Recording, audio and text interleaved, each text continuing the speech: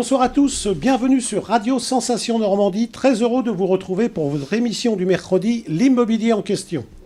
Vous êtes en recherche active pour effectuer un stage en entreprise, être accompagné d'un tuteur. Comment faire? Voici quelques étapes à ne pas négliger. 4 personnes pour m'accompagner dans cette émission. 2 experts. Jacques Cernet, agent immobilier à Bernay, bonsoir. Bonsoir Pascal. Xavier Ruher, courtier en prêt immobilier à Bernay, bonsoir. Bonsoir Pascal. Donc vous êtes venus avec vos stagiaires. J'ai le plaisir également d'accueillir Mathilde. Bonsoir Mathilde. Bonsoir. Et j'ai le plaisir également d'accueillir Lisa. Bonsoir. Donc, honneur aux filles, on va commencer par vous, mesdemoiselles. Comment vous êtes... Alors, quelles sont vos études respectives? Et puis, comment vous êtes arrivé à faire un stage chez vos tuteurs, c'est-à-dire dans l'immobilier et dans la finance, dans le prêt immobilier? Qui veut commencer? Vas-y, je t'en prie. Je suis Clément Adair. Clément Adair. Première année gestion administration. Et il fallait trouver 2 stages pour l'année. J'ai choisi un courtier en prêt immobilier parce que ça m'intéresse. Donc, vous avez choisi un courtier immobilier parce que c'est ce que vous voulez faire, ou bien il fallait trouver un stage et, je ne vais pas dire par défaut, mais bon, vous avez trouvé ça? Non, non, du tout. C'est parce que je veux faire agent immobilier et que je veux Je veux connaître tous les domaines qui touchent autour de l'immobilier. Très bien. Mathilde, comment ça s'est passé pour vous? Ça se passe très bien. Je suis en DUT TC, technique de commercialisation, à Évreux. Et avant, vous étiez où? À Fresnel. Donc vous avez passé un bac à Fresnel, Oui. Et maintenant vous êtes à Évreux pour passer un DUT. Voilà, c'est ça. Et donc vous êtes en stage chez votre tuteur, et donc comment vous êtes arrivé là? C'est une volonté de votre part Oui, ou c'est bien? une volonté. J'ai choisi Century 21. Ils m'ont accepté et ça se passe super bien. Donc, on va donner la parole à vos tuteurs. Jacques Cernet, vous recrutez souvent des stagiaires? Vous en avez plusieurs? Comment ça se passe? Alors, je recrute très régulièrement des stagiaires par rapport à la filière classique en école. Il y a souvent des périodes, on va être au mois de novembre, au mois de janvier, au mois de mai, juin. Et j'essaye d'avoir réellement, pour les stages commerciaux, en moyenne, pendant ces périodes-là, toujours 2 stagiaires à plein temps. Xavier, comment ça se passe pour vous? Alors nous, on est une beaucoup plus petite structure, donc je m'arrange toujours pour en avoir que 1. En ce moment, j'en ai 2, c'est l'exception, c'est la seule fois, mais c'est vrai qu'on essaie toujours de les avoir un par un. Ça prend du temps, donc forcément, on les garde, voilà. On va en parler effectivement parce que vous faites bien de le signaler. On ne prend pas un stagiaire pour avoir un stagiaire, mais il faut s'impliquer personnellement pour l'accompagner durant son stage. Alors, mesdemoiselles, la durée de vos stages, c'est quoi? C'est combien de temps vous êtes là C'est en un mois. entreprise? Un mois? Un mois pour l'année? Vous revenez après Pour moi, j'en ai 2. 2 de 1 mois. Dans l'année? Ouais. D'accord, et après? Après, c'est fini? Ouais. D'accord. Et moi, j'en ai un mois cette année-là. Et l'année prochaine, j'en ai un de 2 mois à faire. Très bien. Alors, expliquez-moi comment vous y êtes prises toutes les deux pour décrocher, hein, parce que on envoie des CV, on frappe à la porte, on téléphone, on fait comment pour convaincre un employeur de nous prendre en stage, parce que je suppose ils vont certainement nous le dire après, mais vous n'êtes pas les seuls à frapper aux portes et à essayer de rentrer en stage. Donc comment vous y prenez?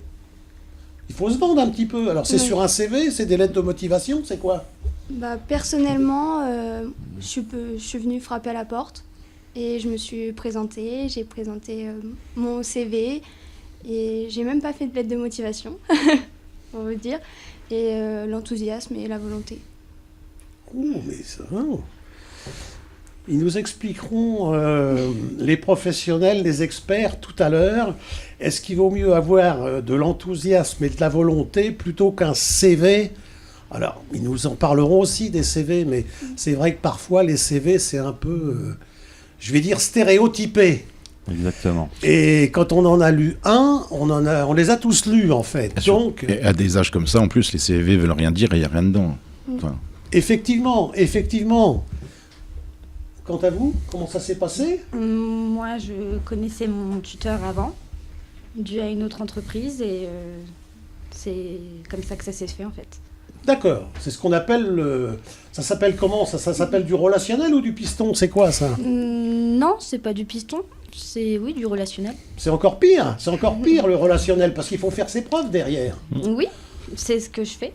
Il faut faire ses preuves, parce que vous rentrez quelque part comme ça, machin, bon, ça va pas.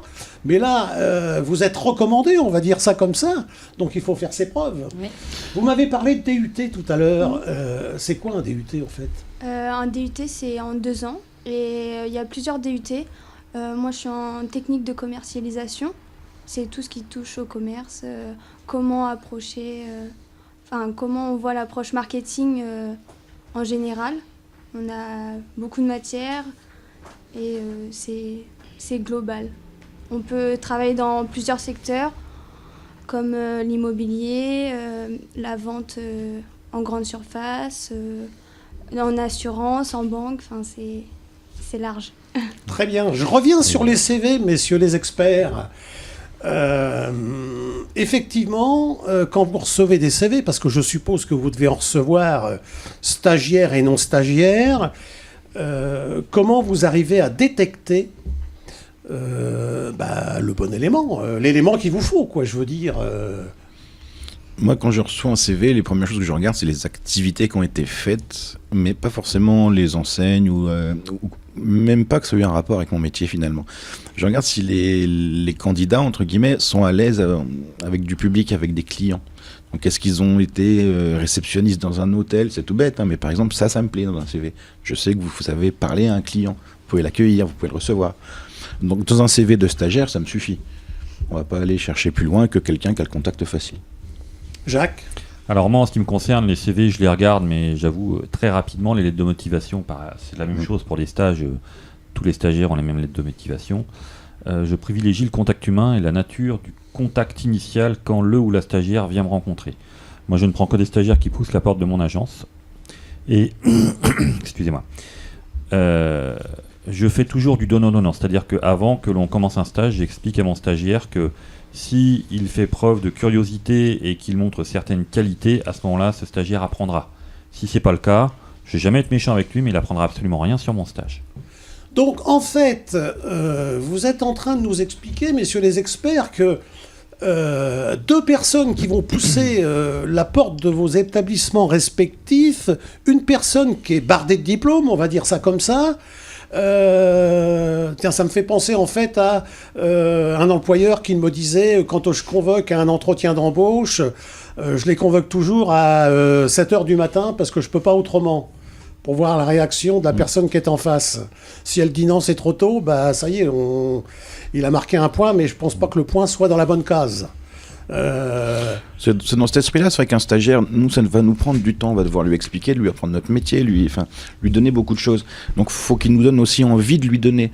Donc, pour nous donner envie, c'est simplement qu'il soit attentif, qu'il soit curieux, qu'il soit investi, qu'il se sente bien aussi. C'est aussi à nous de le mettre à l'aise au départ, mais il faut vraiment qu'il soit demandeur. C'est ça. Et là, on parle du rôle du tuteur. Eh bien, c'est ce qu'on verra, messieurs, mesdemoiselles, parce qu'on arrive au bout de cette émission des 10 minutes. Vous avez vu comme ça passe vite, 10 minutes, hein ? Oui. Merci, mesdemoiselles, d'avoir accepté l'invitation. Merci à vous.